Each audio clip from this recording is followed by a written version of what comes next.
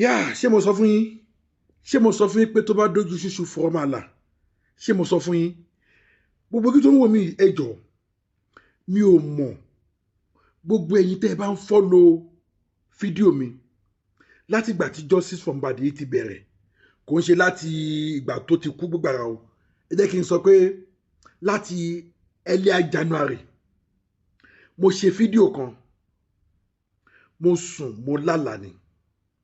Mi ò sọ fún yín nínú fídíò yẹn pé àlá ni, but ìsìn ni mo ṣe ń sọ fún yín pé àlá ni. Mo sọ fún yín, mo ní ẹ máa wo tá a bá máa get justice for Mohbad, táṣìírí àwọn tó gbẹ̀mí Mohbad tó bá máa tú, olórin tó lágbára kan wà nínú wọn tí mo sọ ń jọ yẹn wípé mi ò ní mention orúkọ ẹ̀. Ẹ jọ̀ọ́, gbogbo ojú tó ń wò mí ẹ bá bò mí, ẹ̀yin tí ẹ bá come across sí fídíò yẹn gbà yẹn, ẹ comment lábẹ́ comment section fún mi, torí information tí mo fẹ́ mú wá fún yìí ó ti ń confirm àlá tí mo lá yẹn báyìí. CS náà èmi ò tí ní dárúkọ ẹni tí èmi rí lójú àlá, but orúkọ ẹni yẹn ti ń jẹ jáde. Wọ́n ti mention olórin méjì báyìí sí, wọ́n ti mention olórin méjì. Nínú olórin méjì tó dẹ̀ mention yẹn, ìkan ni ẹni tí mo fi lálàá nínú ẹ̀ tí mi ò dárúkọ ńgbà yẹn, mi ò dẹ̀ ní tí ìdárúkọ náà sí, but àwọn different platform méjì wọ́n ti mention àwọn olórin ọ̀tọ̀ọ̀tọ̀. Ó ti di olórin méjì báyìí tí wọ́n mention. Ìkan dẹ̀ jẹ́ ìkan nínú àwọn olórin yẹn tí mo fi lálàá, but èmi ò dárúkọ, but wọ́n ti ń dárúkọ wọn báyìí sí. Tí ẹ bá gbàgbé, mo sọ́ngbà yẹn mo ní ẹ wo bí ikú Mohbad yẹn bó ṣe happen, ká má rí olórin ẹgbẹ́ ẹ̀ kankan kó jáde kó wá fight fún. Ẹ má gbàgbé ńgbà yẹn àwọn platform kan wọ́n fi allegation kan àwọn onítíátà pé wọn ò jáde, pé tó bá yẹ pé onítíátà ẹgbẹ́ wọn òun ni nǹkan ṣe wọ́n máa jáde.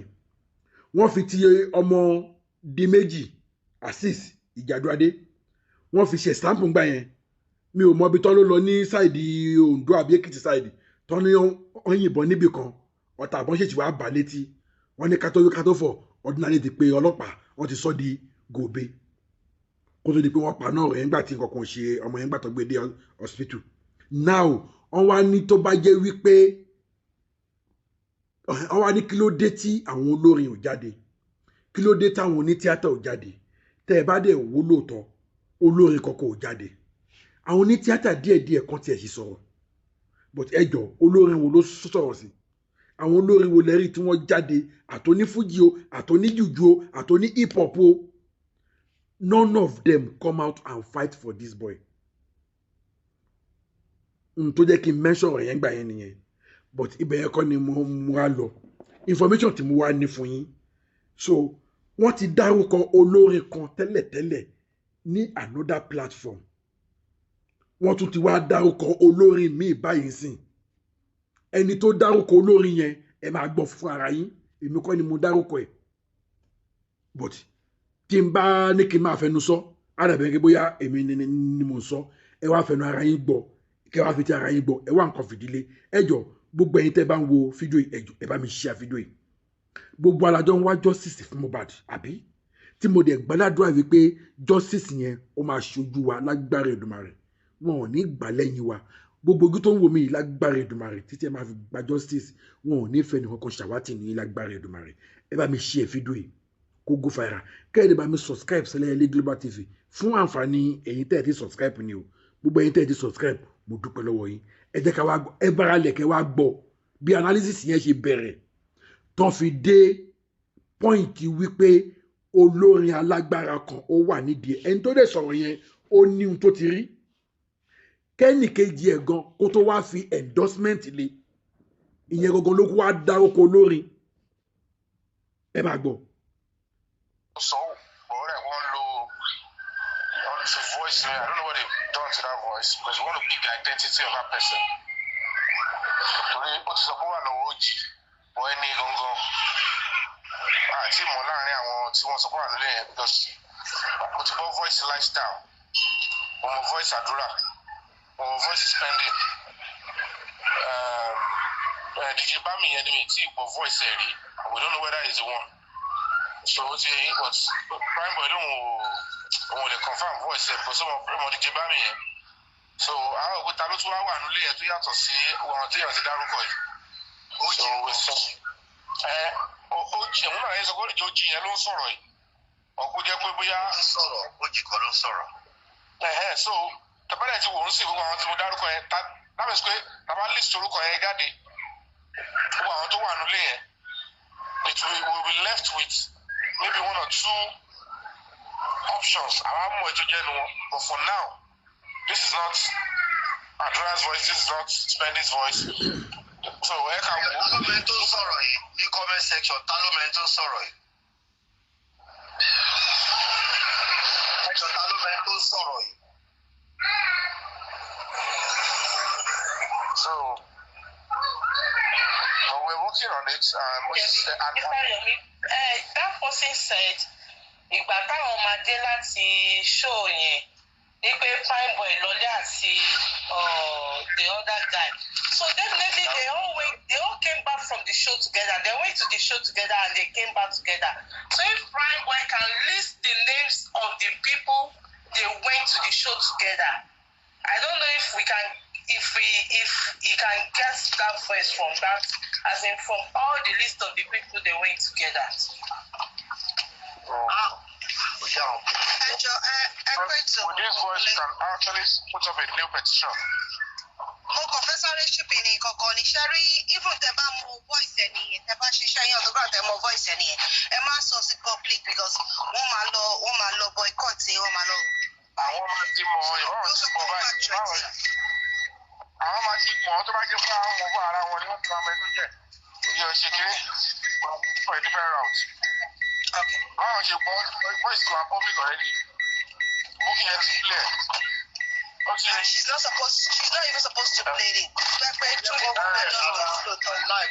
Because wọ́n máa bá evidence yẹn jẹ́ wọ́n máa lọ síwájú ẹni yẹn wọ́n máa lọ sọ́dọ̀ ẹni yẹn wọ́n máa lọ gba evidence lọ́wọ́ ẹ̀ ọkọ̀ threatening ọkọ̀ jẹ́wọ́ fún àwọn ọmọ yẹn dẹ̀ wà submissive fún wọ́n ti ń jẹ́wọ́ fíṣẹ́ kò dé wọn mọ́lẹ̀ kó mú àwọn ọmọ yẹn kó dé wọn. kò fẹ́ kí evidence wá true kọ́ báyìí ni mi ò ṣe rí kò fẹ́ kó wá true eléyìí lára pé ọlọ́run máa jẹ́ kó wọn máa sọ̀rọ̀ fídíò kó máa sọ̀rọ̀ ẹwọ́rú yẹn ebe kó wọ́n ṣe bí ó lè lọ́nà tí wọ́n lọ bá àwọn ọlọ́ba CCTV kìíní jẹ́ wọ́n tọ́ra wọn ní wọn ò bá yẹn gẹ́tọ̀ ẹ máa wòran bọ́ wọ́n tọ́ra wọn ní obìnrin parọ́ fún yẹn ẹ̀sọ́ ìyẹn lọ. wọ́n tọ́ra wọn ní obìnrin parọ́ fún yẹn ẹ̀sọ́ ìyẹn lọ. tó bá jẹ́ pé wọ́n support bọ̀dá Yomi ni kò yẹ kọ́ ní kìsìkìsì yẹn síta sí public ó yẹ kọ́ ní pé kí gà yẹn kó sá àti bọ̀dá Yomi. Adéwẹ̀s wọ́n sábà ń ṣera wa ní. Adéwẹ̀s ní ọ̀sán Adéwẹ̀s tó kẹ́tọ̀ ṣe dread yẹn tó Adéwẹ̀s yẹn torí kò sí Nàìjíríà wà South Africa báyìí kò sí Nàìjíríà láti wà kẹ́hìn tí ó ti travel to South Africa kó má jẹ́ pé òun ló ń sọ̀rọ̀ yẹn kẹ́tọ̀ ṣe dread tó tẹ̀lé ń gbàdúrà ìgbà tó fẹ́ lọ ra sanwó mọ́tò tó ń kó fẹ̀tẹ̀ tó báyìí yẹn tó ṣe bẹ́ẹ̀ sórí báyìí yẹn kó má Nàìjíríà yẹn ló ń sọ̀rọ̀. ẹ ti fẹ́ sọ̀rọ̀ ti pẹ́. Adéwẹ̀s yẹn. ìyẹn kọ́ ló lọ ṣe Instagram chat tó yí mo kọ́ tiẹ̀ ńgbà kan ẹ rántí. ó dà bẹ́ẹ̀.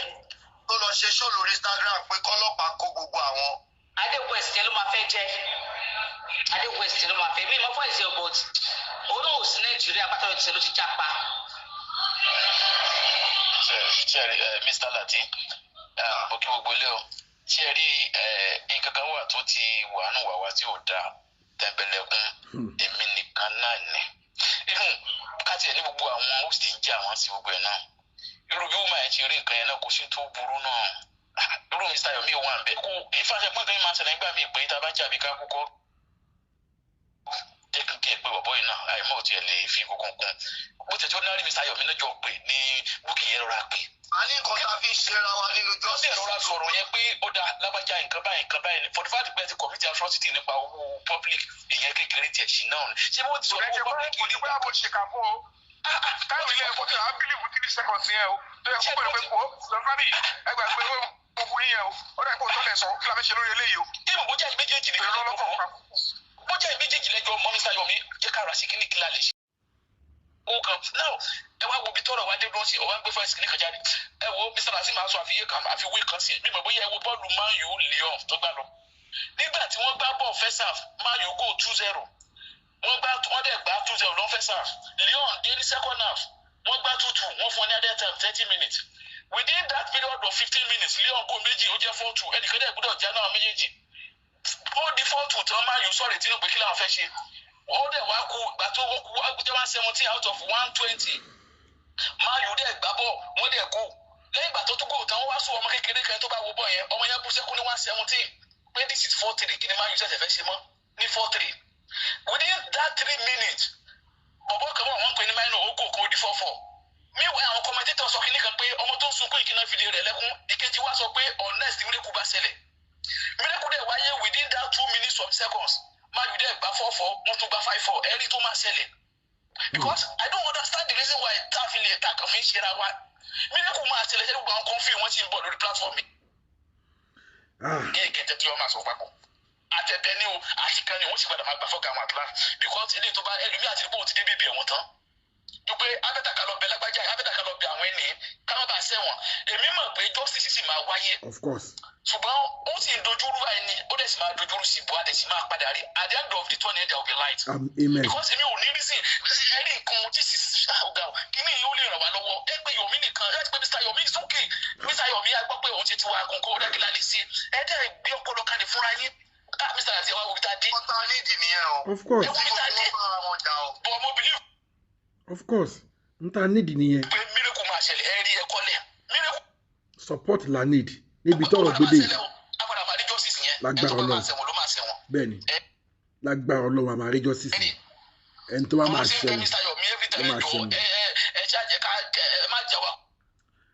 kò sí wàhálà gbogbo ojú tó bẹ̀rẹ̀ náà ló máa gbàjọ́ sísè yẹn lágbára Ọlọ́run bẹ́ẹ̀ ni àjọ máa gbà ní. wọ́n fẹ́ bọ́kọ̀ àmà àríjọ sísè yẹn. bọ́tà fẹ́ bọ́tà kọ justice máa jáde. ọwọ́ gbé fídíò jáde ó sábẹ́ kó jẹ́ wọ́n nìkan ọwọ́ ni pé bíbí. ẹ̀wọ̀n dé ọwọ́ ń jókè ní jáde láti cover ara ẹ̀ ṣé ajẹ́wèrè ni àbúríwá ò pé. I wonder mo rò pé ẹ̀ ń fọkàn bá ètò yẹn lọ ẹ má wọrí o ó skip ni o first yẹn skip ni o. ẹ wá zoom kékeré sí kan wá lágbára ó wá lọ́la sí tó heavy ẹ bí ìgbésí mi bá fẹ́ lo social media tó yọ mọ́ platform tàbí kó máa. ó fi ọ̀sùn lórí ẹbí nìyà. bàbá ẹ̀yin náà ní Mr. lórí ẹbí ni. ó ga o. àti nǹkan báyìí o ẹ̀yin lè bá mi wà on social media káde bàbá ṣe lọ so táyé ti mọ̀ ni gbogbo àgbàfọ́kẹ́ ẹni ẹ̀wọ̀n kan tara wọn ni bẹ́ẹ̀ náà kankan gbàfọ́kẹ́ ara wọn kẹ́ẹ̀dẹ̀jọ ṣe ibò bá jẹ́ wọn náà ló fẹ́ sọ fúnra ẹ̀ ó dà lọ fi evidence sílẹ̀ fúnra ẹ̀ pé mo rí nǹkan báyìí o kẹ́ẹ̀dẹ̀ hélì ẹ̀ ó wá gbé pamọ́ òde ṣé bẹ́ẹ̀ nǹkan dẹ̀ bàjẹ́ lọ òde borí burúkú ló sì tẹ̀ ní ó ti bàjẹ́ already.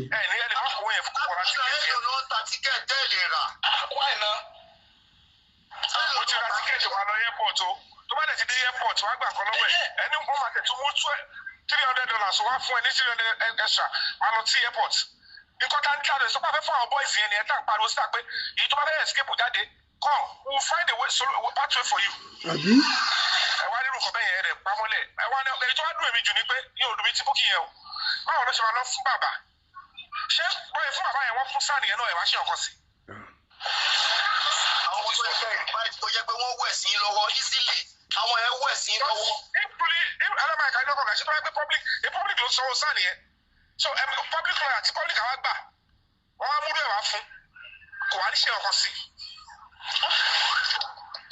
èèyàn kàn fi láìfẹ́ wéwu wọ́n ti gbàgbọ́ the same page and it's ó kàn dùn mí pé kò ṣe lọ́dọ̀ kó jẹ́ látọ̀dọ̀ tèmi wọ́n ti parí sí àpé lady Bukky tó bá yẹ kó wọ́n ló fẹ́ gba glory ẹ̀ míwà ọlọ́run tún test ẹ̀ pé sọ pé mo tún gbélé wá fún ẹ tó bá látọ̀dọ̀ ẹ̀ kò sí bí Yomi ṣe fẹ́ sọ tí ò ní dárúkọ ẹ̀ wọ́n lọ́la yìí máa dárúkọ pé ẹ̀yẹ ká dúpẹ́ lọ́wọ́ Bukky kí ló wà ń bẹ̀ ṣe wá bí àwọn ló pé rẹ̀ ẹ̀yẹ ká dúpẹ́ lọ́wọ́ Bukky jẹ́ sẹ́ òun ló ra tíkẹ́ẹ̀tì fún ọmọ yẹn òun ló gbé tàfi lóòótọ́ jáde period play tó wá play kí ló wá wúlò fún báyìí.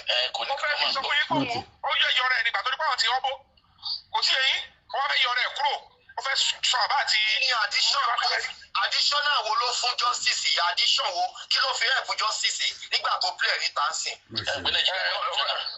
ẹ̀ẹ́dẹ̀ẹ́dẹ́gbàgbé tó bá yá olórí burúkú rẹ̀ a máa pe bíbá ní illiterate platform ṣé wọ́n lọ́pọlọ tẹ̀mí gba ẹ̀rọ kó jẹ́ irú àwọn ọmọ bẹ́ẹ̀ ló wá wẹ̀ sẹ́mi lọ́wọ́ èmi ní àwọn ọmọ tí ẹ má ṣe ìfúnra yín kọ̀ kí ẹ̀rú èèyàn bẹ́ẹ̀ gàdé. ẹ ó dọ̀ sà.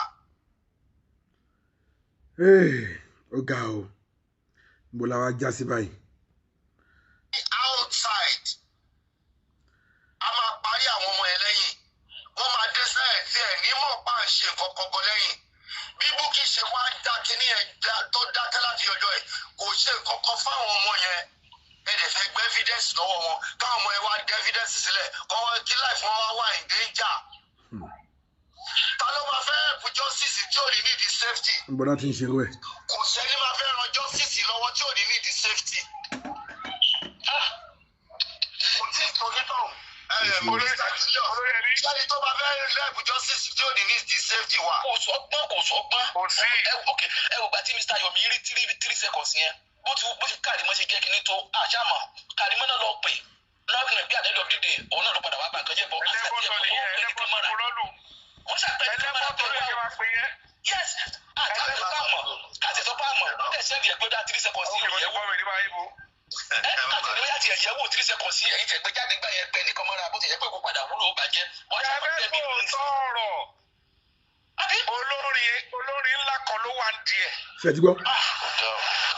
wọ́n sọ fún wọn ní kọ́ yanjú bọ̀bọ̀ yẹn bẹ̀ yẹn. ṣe ti gbọ́. àwọn tó play part rúlé yẹn dẹ̀ mọ́ra wọn ẹbí Mohbad dẹ̀ wà lára wọn. ṣe ti gbọ́. and whether you like it or not ẹ prepare fídíò yẹn máa jáde àwọn tó dẹ̀ jẹ́ gbogbo ráìbà wọn sì máa jà. ṣe gbọ́ nǹkan tí Mr. Yomi sọ bẹ́ẹ̀ yẹn pé olórin ńlá kan ló wà ń di ọ̀rọ̀ yìí òun ló ní kọ́ yanjú bọ̀bọ̀ yẹn nù lé wọn náà fi ń wá ògo ni ẹ máa gbọ́ lọ. ọlọ́pàá ò bá sọ pé ókè àwọn wá àwọn ò fẹ́ wá peace they cannot continue to deceive the public and protect murderers wọ́n máa ṣẹlẹ̀ wọ́n máa lò wọ́n fẹ́ lò ní time election láti fi kó bá ìjọba yìí ààrẹ nígbà mo ṣe tọ́ ẹ fún yín ẹni bá ti sìkí ọmọ tèmi tán ẹ máa rí pàmò fèsì ẹ bóyá mi ò ní padà sí abájọ fèsì wèrè yẹn papọ̀ we will get that justice and we will get it clearly ọlọ́pàá lórí kò bá fẹ́ lọlẹ̀ kò bá lọlẹ̀ mo ní ká máa pààyàn ká máa fi ṣe ẹ máa wógo wèrè kiri ṣé àwọn bàbá àwọn ṣe lè gba ẹ káwọn fi ní fẹ́mu wèrè òun fẹ́mu orí burúkú àti tẹ̀wá kiri ẹ wá pọmọ lọ́wọ́ ẹ ṣe kà fún ṣojú ọ̀dẹ́lẹ́rù bá pọ̀ para ní at the end of the day wọ́n kọ́ ọmọ lọ́wọ́ lọ́rùn wọ́n ṣe gbogbo àpárá rẹ̀ àtẹ̀bí àtọlọ́pàá gbé wọ́n sọ pé ẹ̀rí lórí kéèsì táwọn bá ní ká tún díẹ̀ lára ọwọ́ Davido mọ̀ ọwọ́ Davido.